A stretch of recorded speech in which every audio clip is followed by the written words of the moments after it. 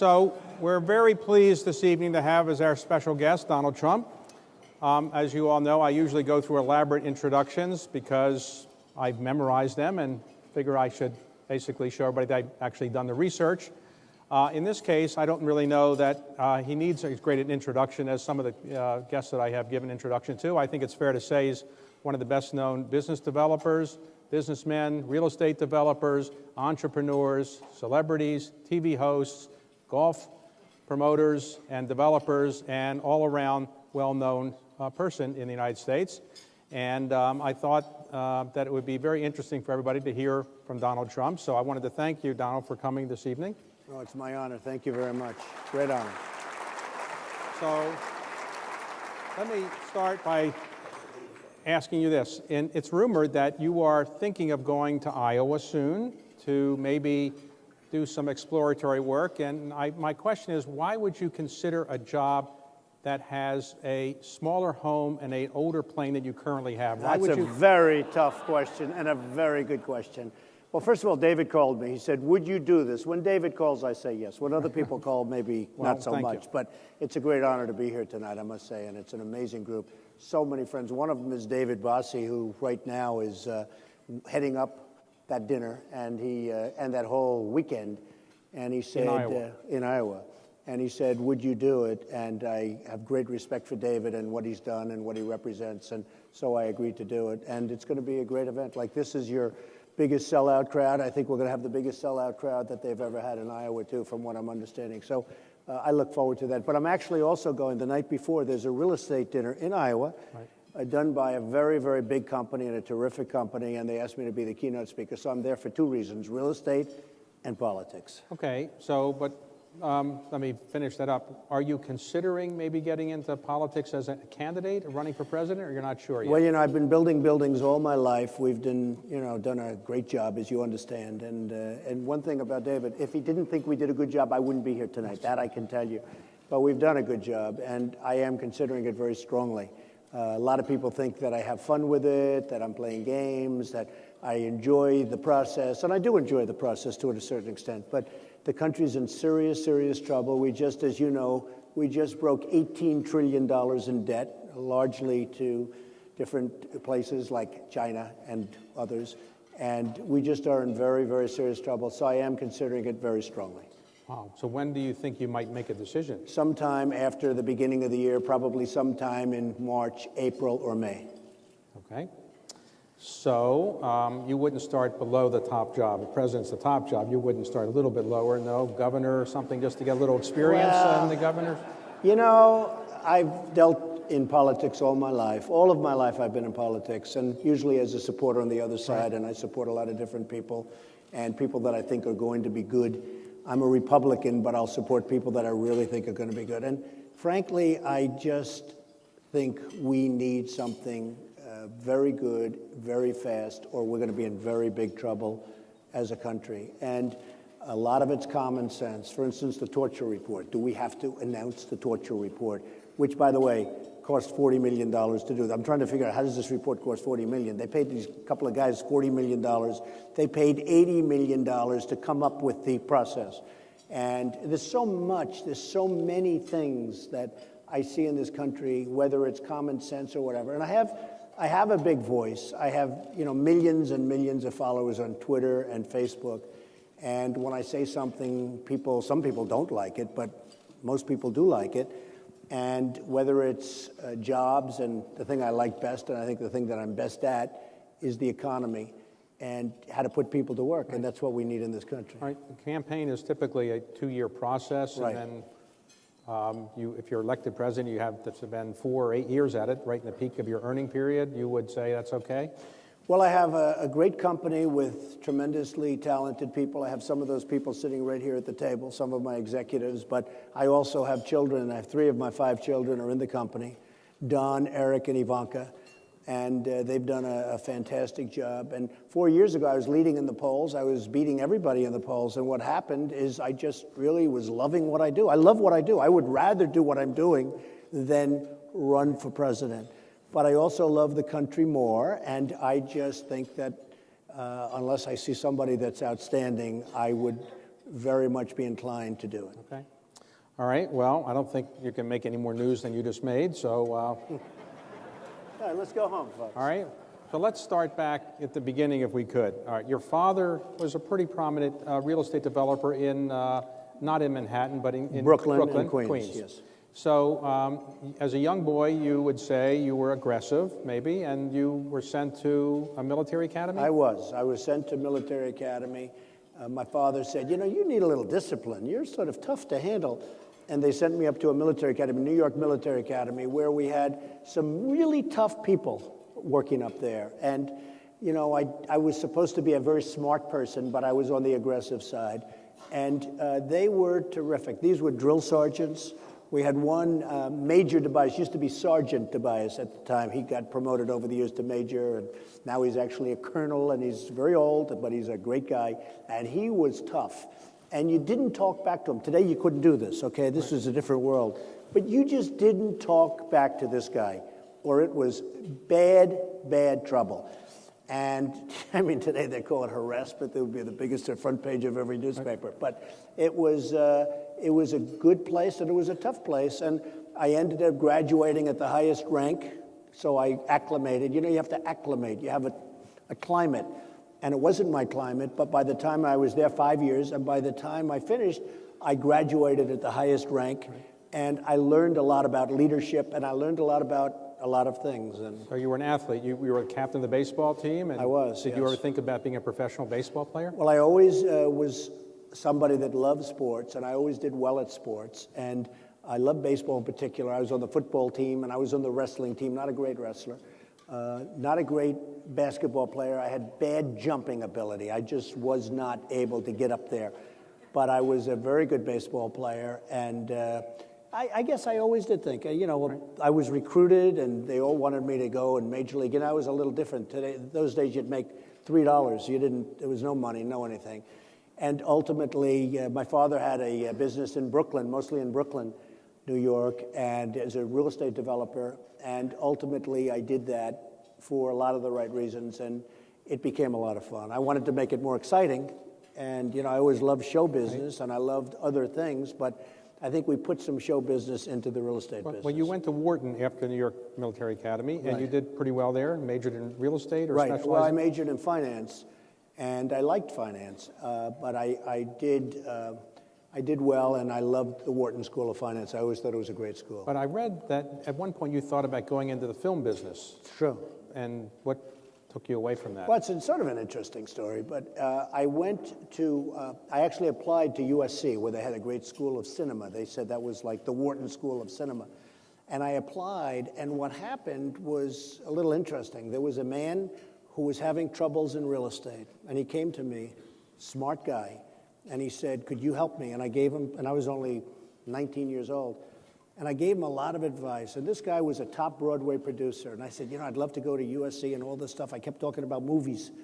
And he said, you know, I tell you what, you just saved my life. You really know real estate. You got to be crazy to go into show business. And it really affected me.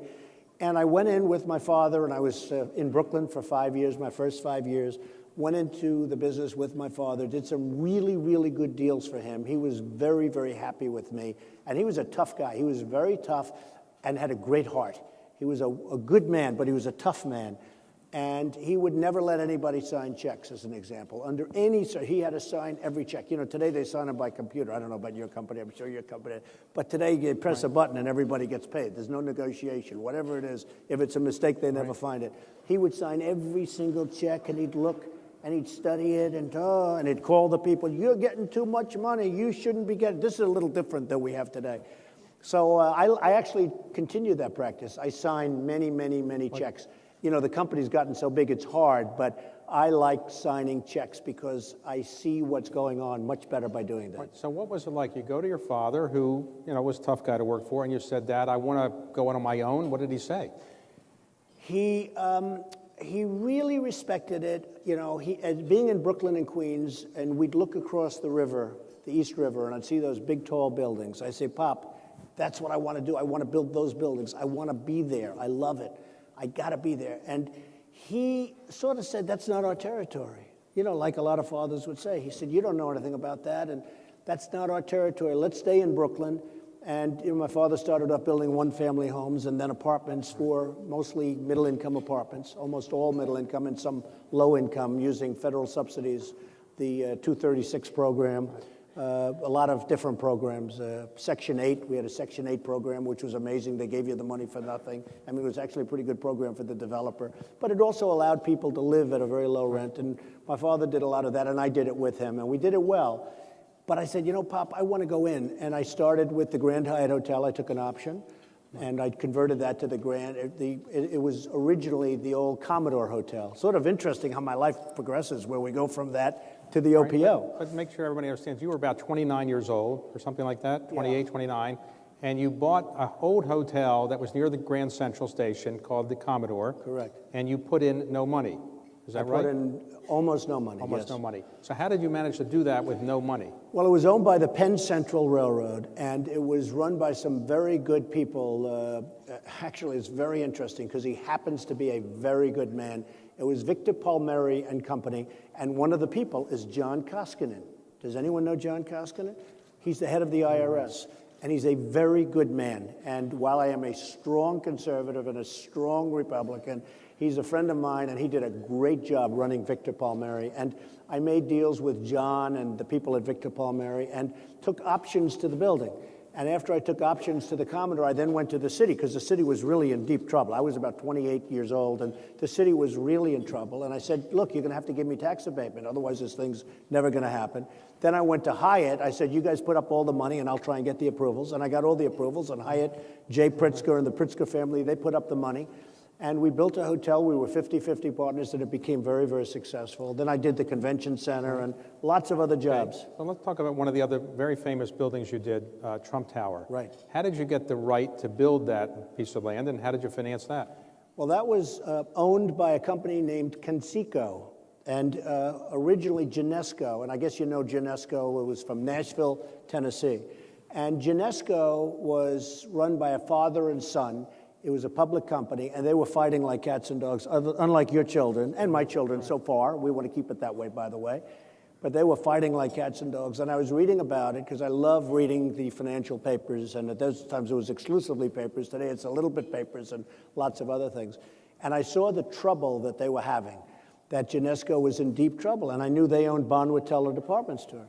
So I called the head of Genesco, and I went to Nashville, Tennessee, where I have a warm spot in my heart for Nashville because I made an amazing deal there. I took an option to buy the site, and what happened is as soon as that option was announced, every developer in the world went there trying to buy, because even then it was the best site. You know, 57th and 5th next to Tiffany is the best site.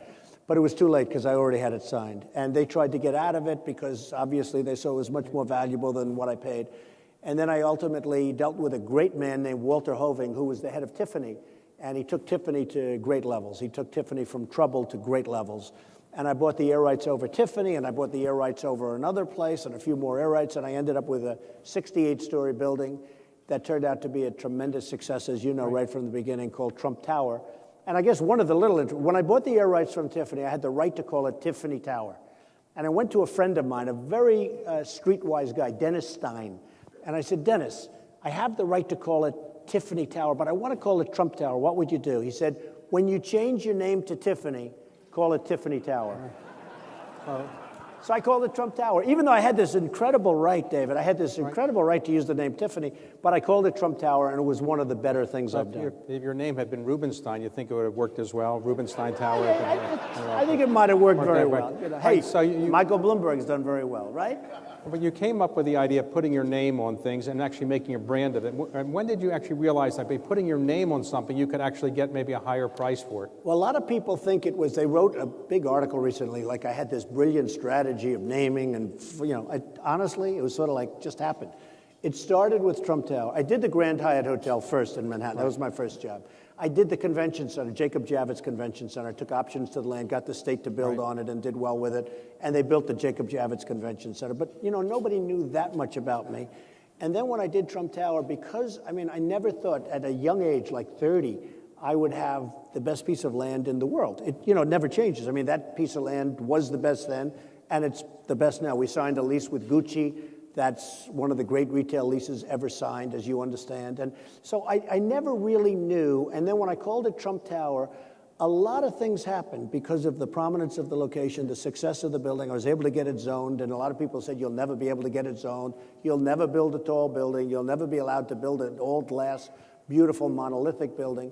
Ada Louise Huxtable of the New York Times, the critic, the architectural critic, she gave it phenomenal reviews, just phenomenal. And then later on, Herbert Muschamp of the New York Times gave it phenomenal reviews. And what I did is it just morphed into other things, and then I ended up doing a book, The Art of the Deal, and that became such a great thing. On that building, though, you live at the top. I do. Triplex. Top 3 floors, yes. All right. Now, a lot of wealthy people are being sought after to buy buildings in New York, apartment buildings. Do you think are there enough billionaires to fill all these big buildings and being built in New York? No, I don't think they'll fill them.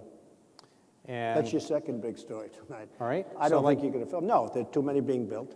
432 Park Avenue, you've seen this one, it's like 90 well, stories. And they're friends of mine doing it, and don't forget, they have the advantage that it was early on, and they're very good people, and I think that it's going to do okay because it's early. Right. But the ones coming online, I mean, there's so many of them. I look at the plans, I study real estate, I know every inch of Manhattan. I mean, I know which store is available 5 years before the lease comes due, and I look at all of the plans for Manhattan, and I just don't see any way. I mean, Russia's been taken out of it over the last year, as you know. Russia's gone, and a lot of the Russians that were buying these apartments are no longer buying apartments, and they've got bigger problems. And frankly, I just don't see any way they're going to do it. Now, that's an opportunity for you, and it's an opportunity for me. A man came to my office. I won't use his name, but he's very well-known, very big developer. He has a site to build a 100-story building on the site. And I don't love the site, but it's good. Not great, but it's good. The great always works. The good doesn't always work, okay, in real estate. And he has a 90-story building, a 100-story building. You could do sort of whatever you want.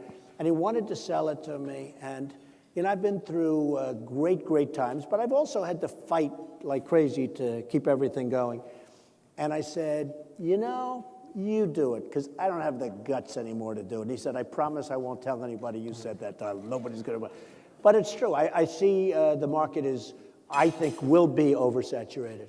So let me ask you, when you were having this success, you're building Trump Tower, and you're doing other things, you bought an airline, the shuttle, and then you got involved in gaming in I guess in Atlantic City. Atlantic City. And then the economy collapsed, and many people thought you were not going to be able to survive. How did you manage to get? Well, I just wanted to continue to live my lifestyle. I like, planes and everything else. In those days, I wasn't married, so I like planes and beautiful women. I like my lifestyle. I didn't want to lose my lifestyle. So how did you get through all that? Well, first of all, the shuttle was great because what happened with the shuttle was this was like 57th and 5th. That was the shuttle going to Washington and Boston. In the airline business, that was sort of like the best asset. So I had that. So the banks came. The market had totally crashed, but the banks came to me and people came to me, and I made a deal where it was a great deal to sell the shuttle, even in bad times.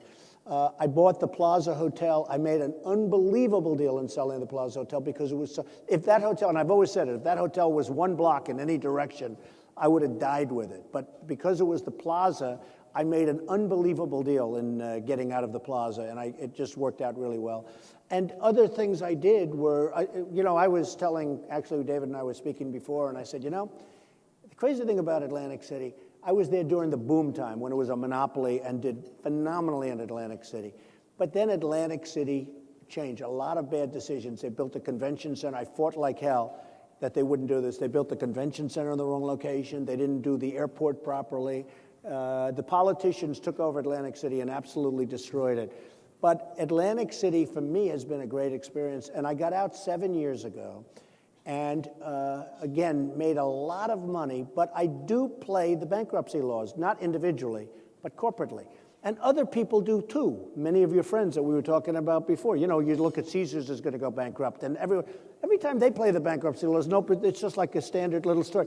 When I buy a building. The building is in turmoil. It's got a big mortgage. The bank is being vicious and ruthless. I buy the building, I call up the bank, they're not nice, so I throw it into a chapter, I beat the hell out of them, and then I get huge reductions, and then I make a lot of money in the building. But when I buy the building, they say, Trump files for bankruptcy. I didn't file for bankruptcy, I use it as a tool. And the enemies, I call them the losers and haters. I call it that on Twitter. I call them the losers and the haters. They say, oh, Trump went bankrupt. I use that as a business tool. You understand, and so do many of your friends. You look at whether it's Sam Zell, whether it's Leon Black, whether it's Carl Icahn with TWA. We use the different laws. The only thing is that with me, they always say, every time I do it to my advantage, they say, Trump went bankrupt. If David does it, nobody's going to say that. So that makes you smarter than me. I doubt that. But let me ask you about... He wants to get off this subject. I doubt that. Well, but, he doesn't like this but you subject. have been asked a number of times in interviews I've read, you filed for bankruptcy, and you point out you've never filed for bankruptcy. I've never gone bankrupt. Okay. Yeah. No, so never. One of the deals you did that got a lot of attention, I would say you stole the property, but legally, you bought Mar-a-Lago for about $8 million, more or less. That's right. And today it's probably worth $100 million or more, $200 million, I don't know. But how did you come to buy that when it was, pretty cheap then? Well, that was an interesting deal because, from Florida, that's one of the great pieces of land and one of the greatest house in America, I would say, and turned it into the Mar-a-Lago Club, which is very successful. But at the time, this was in 1986, I went there and it was for sale for $38 million. And I said, I don't want to pay. That was a lot of money. In 1986, $38 million, that's like $300 million today. So they want $38 million. So I said, you know what? But stupidly, the Marjorie Merriweather Post Foundation, the children were not smart like she was. When she died, they sold the beach. And they sold the beach to a friend of mine. And the friend of mine was a great guy. He founded Kentucky Fried Chicken. He founded a couple of different Hospital Corporation of America. Massey. And he was, unfortunately, very sick. He had cancer. And I went to him, and I said, would you do me a favor? Could I buy the beach? Now, this is the beach in front of Mar-a-Lago. Mar-a-Lago is on 22 acres. It's this massive house. And they sold the beach for $2 million or $1.5 million. And he said, Donald, you're a friend of mine. I will sell you the beach. And I overpaid for it. I paid $2 million for the beach. But that was the whole beach in front of Mar-a-Lago. And then I announced I'm going to build the ugliest building ever. It was going to be just a long, to take all the views, because I didn't want anyone to buy Mar-a-Lago. Right. It was embarrassing. I put this thing with no windows, no nothing, just a wall, so you couldn't see the ocean. In fact, the town almost got sick. They wanted to change the zoning. But I did it for a reason. And then people, Ross Perot, Al Taubman, many, many people wanted to buy Mar-a-Lago. But they said, we have to have the beach. So people came and they offered me a fortune for the beach. I said, no, no, no. And then I forgot about it. And then a couple of years later, I got a call, and they said, we'd like to sell you Mar-a-Lago. And I almost said, like, what's Mar-a-Lago? You tend to forget. We go on to the next one, right? On to the next victim. And I said, what's your price? And they said, we want $8 million. Now, they wanted in the 30s, and now they want, because they couldn't sell it without the beach. Because stupidly, I didn't get along with them, actually. I didn't get along with Dina Merrill at all. Because she was upset that I bought it. I said, why don't you buy it? She was the daughter of the great Marjorie Merriweather Post, who was married, as you know, to E.F. Hutton, one of the great financiers. So when she opposed everything I did in Palm Beach, I actually said a statement which never is very good for a relationship. I said, she was born, Marjorie Merriweather Post was a great beauty, a magnificently beautiful woman on top of being smart. I said, she was born with the mother's beauty, but not the mother's brain. This was not a good quote on the front page of the Palm Beach Post in terms of long-term relationship, right? But she could have bought it, and she chose not to, and she was in charge of the foundation. They sold it. Anyway, I turned it into a club. So I got it for $8 million. They said, in fact, this is something, David negotiates. If you say a company's worth $1 billion, he's going to say, well, I'll give you $500 million. When they said $8 million, I didn't negotiate. You'll be ashamed of me. I said, I'll take it. It's the first time that's ever happened to me. I'd said, because I was afraid they'd change it. So I bought it for $8 million, plus $2 million for the beach. And I turned it into a club, and it's an amazing club. But after you bought it, you realized later that the flight pattern was over. Right. And you sued Palm Beach or somebody. Correct. And in return for that, they gave you...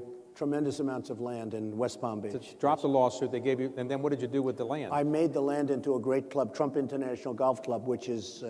now about 15 years old, which has become one of the most successful clubs. Is that how you got into golf? Was that your first golf? Actually, I bought one in foreclosure. I love foreclosures, especially when it's somebody else. Always better when it's somebody else's foreclosure. But I bought a big, beautiful piece of land in Westchester in foreclosure. Okay. And I said, what am I going to do with it? I made it into a golf club, and it became very successful. I bought this one out of foreclosure, out of what I did. And I ended up with a tremendous lawsuit, had a good lawyer, and they ended up settling the lawsuit by making me a deal to buy 500 acres at a very good price of land in Palm Beach. And I turned it into a club, and it's become such a hot club. And now Mar-a-Lago and that club, they're sort of like sisters, and they do tremendously together the way they play off each other. So and now, you've been there, so I you know have. what I mean. It's a great place. The food's great. Service is great. Good. Hospitality's great. You always go around and say hello to people. I'm glad. I was worried It's you might true. say so. It's true. All right, so let me ask you this. You now own a lot of golf courses.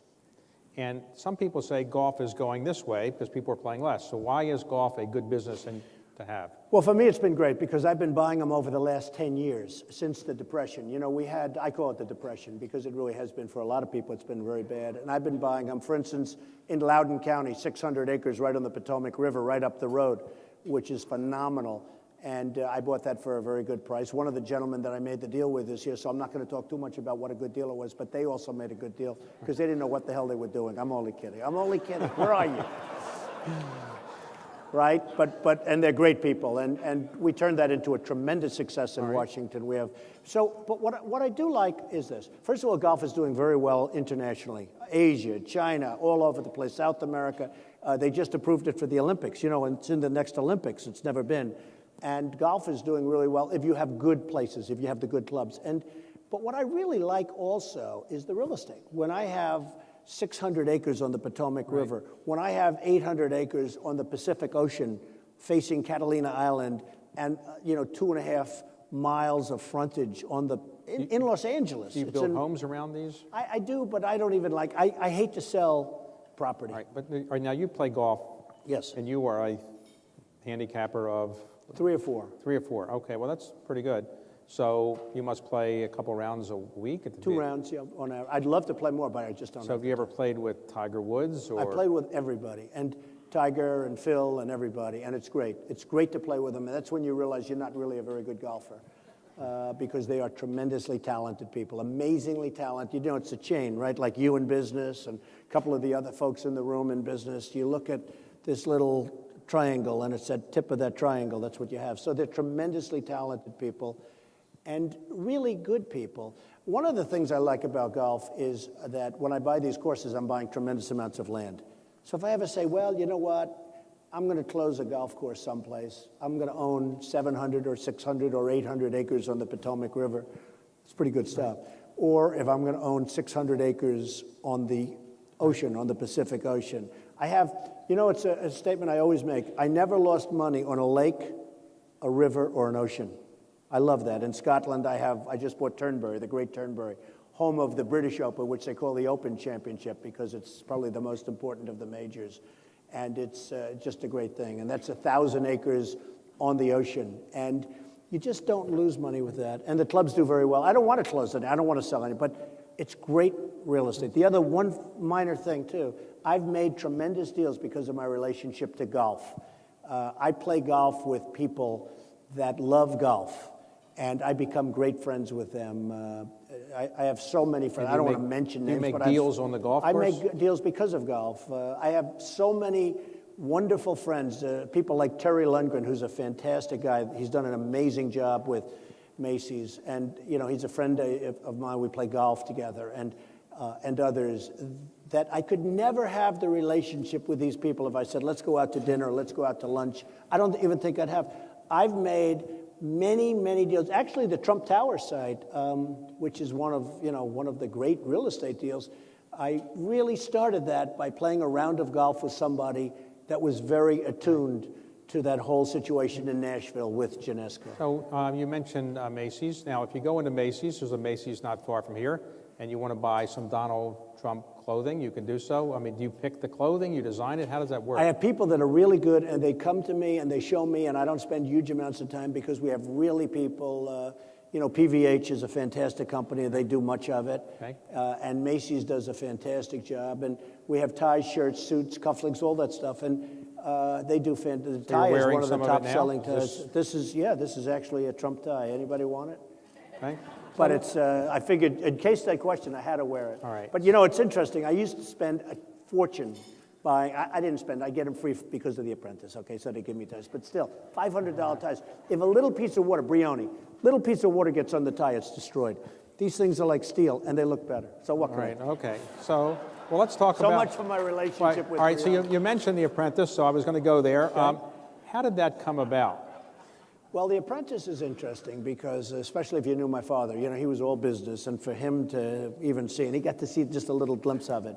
But Mark Burnett, who did Survivor, and a great guy and a friend of mine, but I didn't know him, and I have the Trump rink in, as you know, in Central Park, was formerly the Woolman rink. And I took it and fixed it and made it great, and I've had it for many, many years, and it's the #1 rink in the world for ice skating. And they wanted to do CBS, Les Moonves, another great guy. They wanted to do a Survivor set live. So they built a jungle on the ice skating rink with the big buildings behind, and it was live, and it was great. And Mark Burnett called me, invited me. He said, Donald, I have a concept for a show, and I'll only do it if you do it. And I said, what's the show? He said, it's called The Apprentice. And basically, you're doing this and that and ultimately firing people without using that word. But he said, ultimately, you're getting rid of a person's show. And this was really the first of the kind, because it's been copied 15 different times. The Apprentice has been copied. And I'm very happy to say every single one of them has been a failure. You know all of the people that did them. I could go into the name. Anyway, so I said, let's take a look. And we did it. And I have an agent from William Morris, and a big agent, actually. And he said, it'll never work. Don't do it. You'll embarrass yourself. It'll be horrible, horrible. I said, I have a problem. I shook hands, and I shook hands with NBC. I shook hands with Mark Burnett. I have to do it. He said, don't do it. I demand, I'm not going to let you embarrass yourself. So I said, I have a problem. I actually happen to be, most people don't know. Two things they don't know. It's my hair, which it really is. You know that. I think you know that. I hope you know that. And also, I'm an honorable person. Most people don't know that either. But I shook hands. They assume I'm not. That's primarily because I'm in the real estate business in New York. But they assume I'm not. But I shook hands. I said, look, I can't, I shook hands with the head of NBC, and I shook hands with Mark Burnett. I have to do it. He was very angry. Anyway, the show goes on. It started at 10. It went to 8. Now, 10 is massive. You have hundreds of shows on. So everyone was shocked. And it was not supposed to do well. There was a critic in, I think, the Washington Post who said, to have a successful show, you have to have women as a preponderance of the audience, and what woman is going to want to watch Donald Trump? I was very insulted. I said, I've done so badly.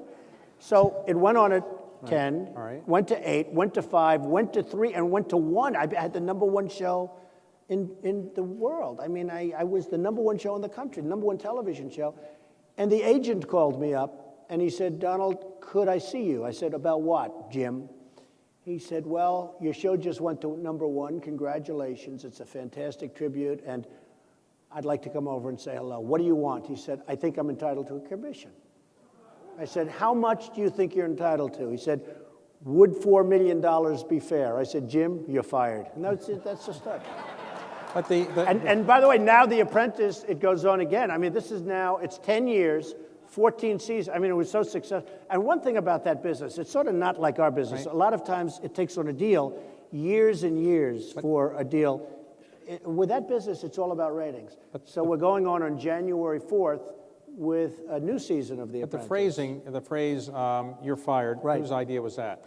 Well, that was my idea. The concept was we would let people go over a course of 16 weeks on television. And the first show, the first season, there was one guy, and he was a nice guy, but he was really pathetic.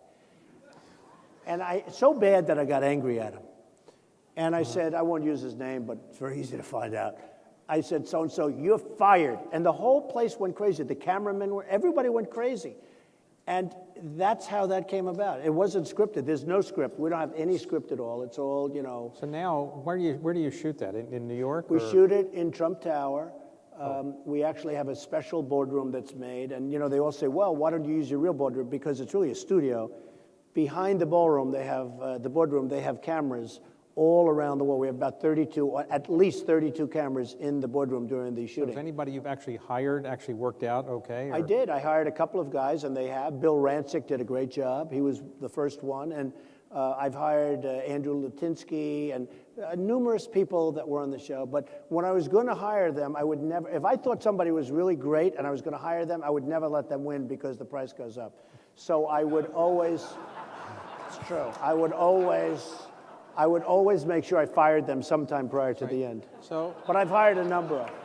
So we're in the Washington area. Let's talk about two things you've done in the Washington area. First one, you bought out of bankruptcy, I guess, the Kluge estate. Yes. And you didn't pay that much for it. How did that come about? Well, it's in Charlottesville, Virginia. It's 1,500 acres. It's phenomenal property. John Kluge was a friend of mine. I was much younger than him, but he and I always liked each other. And he used to go around saying, Donald Trump is a really smart guy. I don't want to brag. He used to say Donald Trump is the smartest of the young people. And I used to like John Kluge, you know, Metro Media. And he married Patricia, and that marriage was a disaster. And he had this piece of property, and he gave it intelligently, gave it to her.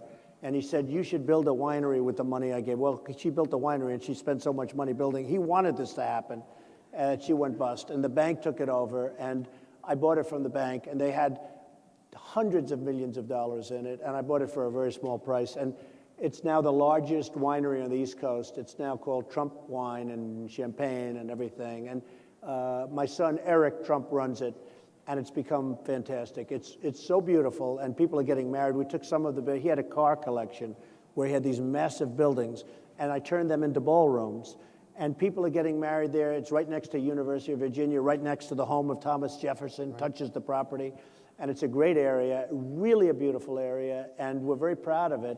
And the winery is beautiful. I mean, they built a magnificent winery, but they never, you know, sad, they never really got to use it. So now, closer to here, on Pennsylvania Avenue, you recently won the right to build a hotel out of what is the old post office building. That's right. How did you win that? How did you beat everybody? You paid the highest price, or? Well, I think we had the best concept, and I had one of the great financial statements. I mean, they want to make sure it gets built, and that's been going on. And I have to say, and I don't know if Dan Tagliarini is here. Somebody said he may be here from is he here by any chance? Somebody said he was here. The head of GSA? He's the head of the GSA. I have to tell you that the GSA was so professional. Now, maybe if I didn't get it, I wouldn't say this, but I would say it anyway. The people in the GSA were so, I go around talking about it. You know, people in government, you have people in government, some of them are phenomenal people. I mean, they're phenomenal people, and these people were very professional. Now, this was a job, it was an RFP, request for proposal, and it was really about concept, almost more importantly than price. They wanted to make sure a lot of jobs would be provided, so some people had it as an office building, some people had it as it was the highest, the most sought-after piece of property in the history of the GSA. And we put in a proposal, our architect is here, and we put up a fantastic proposal to do one of the great hotels of the world, because we had the location, we have the bones. Right. The building is magnificent, the exterior walls, and some people think it's their favorite building in Washington, and it's been a very controversial thing because, as you know, 30 years ago they wanted to rip it down and people were marching in the streets to stop it. Anyway, they chose us because of the fact that I was, you know, able to easily get it done. We have a great statement, and because we have a great track record, and importantly because the concept of the hotel puts more people to work than any other concept. How many rooms will there be? We're going to have 300 rooms. We're going to have the largest luxury ballroom in the entire tri-state area. We're going to have, it's going to be a magnificent ballroom. We're going to have many meeting rooms, spas. It's really, you know, it's a big project. We'll be spending over $200 million on the renovation. And, you know, I had a choice today. When I arrived a couple of minutes early, and I said, you know, do I go over to the building? It's under demolition right now and massive. We have over 1,000 people working in the building. I said, do I go over to the building and get dusty, my shoes, everything dusty? Or do I sit around in a corner somewhere in the hotel here and wait for David and say, okay, Dave, I'm ready in 2 hours, right? So I said, you know what? I'm going to go to the hotel, because that's an entrepreneur. We have to do it. We can't. So my shoes are a little dusty, but that's okay. So is my suit, but these are minor details. But I'm very proud of it. It's going to be one of the great hotels. And, you know, and I shouldn't say this, and certainly we're in a very nice hotel, but Washington doesn't have the great luxury hotel that it should have, and everybody knows that. And this will be one of the great hotels. The hotel I have in Chicago was rated the best hotel in North America by Condé Nast Traveler. I think that this hotel will be better. I think this will be one of the great hotels of the world. And that's going to be ultimately a great thing for Washington. And that's why they chose us, the GSA. So will it have Trump on the outside, or? Yes, but very, very little. Oh, okay. So I was in Chicago the other day, and the Trump name was That's there right. very big, right? Well, that's a big, that's a 94-story Okay. building. But, you know, that was very controversial because I got the approval to put it up. And when I put the letters up, everybody went crazy. Actually, now they love it. But before the letters were up, when they heard 28 feet, and, you know, these are massive, these are letters as big as the ceiling. And right on the side of the river, right over the river. And so they said, well, you know, this is terrible. We're going to pass a law that nobody ever can do it again. Never can anybody do what Trump did again. And I said, I agree 100% with that law. So, And they just, by the way, the law just passed it. I'm very happy about it. I agree. So you've mentioned your children a minute, and let me talk about that. It's very difficult for a wealthy parent to raise children who want to go into their own business, let alone do it in a very sensible way. And how did you actually raise children that don't seem to be spoiled and don't seem to be rebelling against their father? Well, you know, it's such a great question, and somehow I hope I'll be here in 10 years saying the same thing with you, because you have great children, and I know your daughter, and she's so amazing. And, you know, it's very complicated. I get that question so much because people see Ivanka and they see Don, and, you know, they're just doing well. And from the time they were, and I tell this to everybody, from the time they were 2 years old enough to think and old enough to speak, I would say, listen, no drugs, no alcohol, no cigarettes. I don't want drugs. They didn't even know what it was. And I'd say it, and then they'd be 15, and I'd say, no drugs, no alcohol, no cigarettes. Because I've seen people like you, like me, very substantial people, where they have children, and they become alcoholics, they become drug addicts, they become other things. I mean, I add the cigarettes because if you can stay away from cigarettes, it's good. I don't smoke. I have no intention of smoking. But I have people, friends of mine, they're very strong. They smoke. They can't stop. They can't stop drinking. I went to the Wharton School. I had a friend who hated this taste of scotch, hated it. But he tried to develop a taste for scotch. And I saw him recently. He's a total alcoholic. He developed a taste for scotch. And all he had to do is stay away from it. So I say, no drugs, no alcohol, no cigarettes, because I've seen many, many people that are very smart and very successful that have children that are very, very smart as you're going to find. Children that can go to Harvard, Yale, Wharton, any of the schools, but they're addicted to drugs or alcohol. And again, I throw the cigarettes in for health. I also say no tattoos, by the way, but that seems to be failing if you look at television. I think the tattoo thing, I'm going to have to just stop. But I was always very strong on that because you're put at such a tremendous disadvantage as a child that you're never going to make it. You know how competitive it is, and you see it because you hire all these young geniuses. If somebody's a drinker, if somebody's on drugs, it's not going to work. And I just say, you just can't do that. So I tell all my friends, you got to just drum it into their heads no matter what you do. So what would you like, not that you're going to slow down, but let's suppose you don't get to be president of the United States for a moment. Let's assume that. You know, the chance of getting elected is relatively small for anybody, right? I agree. Right? So if you don't get to be president... I hate to admit it, but you know... All right, so if you don't get to be president, you're going to do this for another 20 years or so? Well, you know, interesting about real estate, a little bit like that in your business, but not as much, that everybody in real estate is old. They never retire. You ever notice? They don't ever retire. You see these guys are 89 years old. I'm going to fix. They really do it instead of plastic surgery. Right. It's true. They fix a building. Like I can fix the old post office instead of getting a facelift, you know? Because I can make that post office so beautiful, and that's my baby, and that's me. But real estate people don't retire. And now other businesses, they retire. I have friends, you know, my father used to have an expression, to retire is to expire, which is a tough expression. But I've seen it. A banker, a big banker, tremendously powerful banker, a friend of mine, he had to retire at 65 a number of years ago. And he was a vibrant guy, a great guy. You would know him. A great guy and very powerful. He could approve a $500 million mortgage or loan without even going to committee. That's not bad, okay? And he was forced to retire at 65. And I saw that man get old within a period of 1 year. It was like the most incredible thing. And I also saw him say to me, oh, well, when I retire, I have so many friends. I said, you'll have me as a friend, but you're not going to have a lot of people as a friend because a lot of people aren't going to call you back. And they all call you back right now, but they're not going to call you back. And he came to me about 3 weeks ago. He said, you know, you're the only one that calls me back and talks to me and goes, he said, all those other guys, New York developers mostly, I call them, they don't return my calls. They used to return my call before I made it. and they don't return my call. But that's life. I mean, that's a sad thing, but that's life. You're going to keep doing this, in other words, for quite a while. So I would. I love it. I love doing it. I mean, I love doing that more than Right. running and getting abused by Chris Matthews. Hello, how are you? Mrs. Matthews is in the audience, and I love her husband, actually. He's always been a friend, but boy, did he turn liberal over the last 10 years. It's incredible.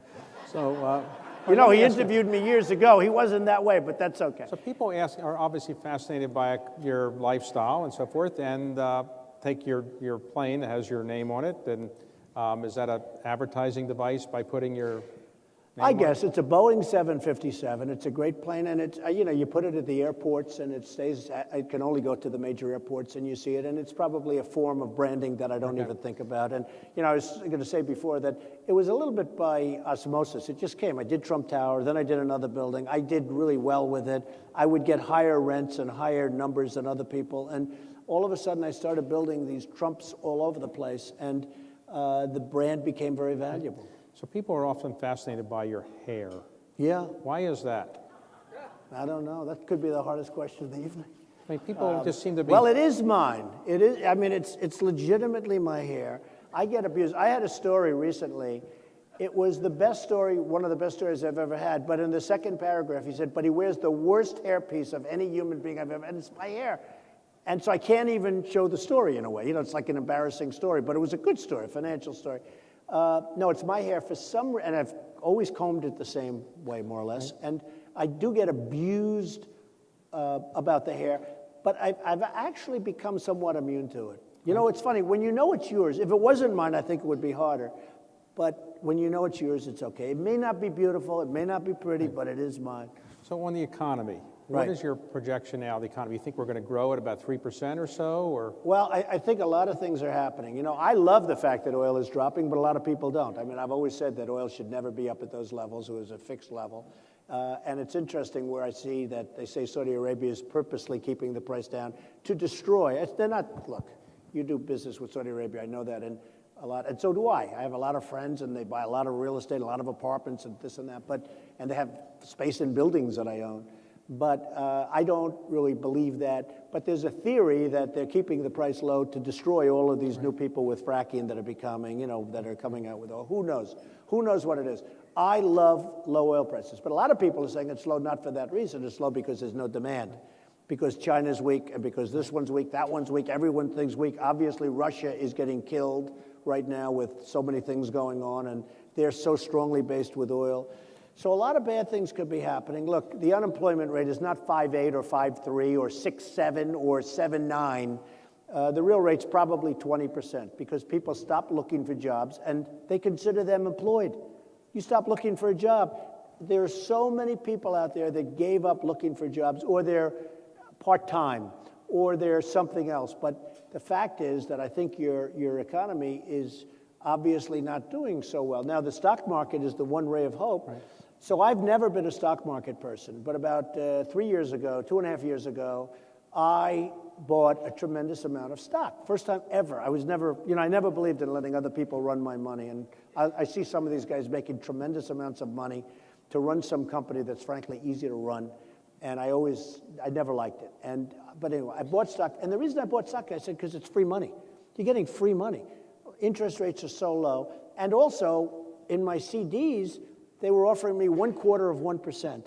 So I said, what do I have to lose? It's almost like ridiculous. So I bought a lot of stock, and the stocks have gone up tremendously. I feel like such a genius every day, up, up, up. And I sold my stocks a few months ago, everything, because I'm not a great believer in the leadership of the country, and I'm not a great believer in decisions that are being made with respect to the country. And usually that would lead somebody that's, you know, intelligent to go and do something. So I sold all of the stock that I bought. But I sort of like, you know, I'm not a stock market guy, but the reason I did it was because the interest rates were so low. At some point, those rates are going to go very high, and that's going to be a pretty difficult time, I think, for the country. So would it be fair to say that you don't suffer from a lot of self-doubt? You seem to be very, you know, I mean, I don't, you know, I'm more like Woody Allen. I don't really know, you know, what I should be doing. I'm not sure if I made a mistake here. You don't really have that issue so much? Well, I probably do have that issue. I mean, I think a lot about different things. And, you know, Alan Greenberg, who I know, Ace, you were friendly with Ace, and he was a great guy. And he used to buy stocks a little bit for me early in the process, and when I did it in a very small way. And one time and I never heard this before, I bought a stock, it went up a lot, and I sold it. And a week later, somebody announced that it was going to be bought, and I would have made double the money if I would have kept it, right? I called it, Ace, we did a horrible thing. What did we do? I sold that stock. I should have kept it another week. I would have looked. He said, and it's the first time he ever got angry at me. He said, never, ever talk about a deal that's been made. Cross that deal off your head, because he's a trader. Right. He's a great trader, right? And he said, never, ever talk. Don't even think about it. And he said it with anger, and he's never been angry at me before. But it was sort of interesting. It was a lesson I learned. No, I'm very happy. I sold the stocks. They've gone up a little bit since, but now they're sort of having some pretty bad times the last week or so. It'll be interesting to see what happens. But I like to be invested in things that I run. I have confidence in myself, and I like to be invested in things that I run. I don't run these companies, and I see too many people that do that I know, and in your case, I have tremendous respect for this man, but in a lot of cases, I don't have great respect for the people running some of these companies. So let me ask you a final question. What is the most fun about being Donald Trump? I mean, what's the best part about being Donald Trump? And is there any downside to being Donald Trump? Well, I have to be very careful with that answer. That could get me into a lot of trouble. But I will say that I have had a good time in my life. I have a wonderful family. I have a wonderful wife. My children have been great. I think the best part is that I just love what I do. I really enjoy what I do. I think the hardest part is the fact that I can't go anywhere. I used to, like in the real estate business, I could walk the streets of Manhattan and I could see something and I could see signs that, something's for sale, and I can't do that anymore. Now, a lot of that, it started with The Art of the Deal when that became the #1 book. And then it went to The Apprentice, even more so when The Apprentice became so successful. But it's very hard to do that now. But I will tell you, I just have a great time with my life. I have a lot of incredible friends, including you. And it was a great honor to be asked by you. And I don't know how many people, this is one of the truly great men and great success stories. And it's an honor to be up here with you. My pleasure to have you here. Thank you very much. Thank you, Ben. Let me give you a gift. Thank you very much. Let me give you a gift. Thank you.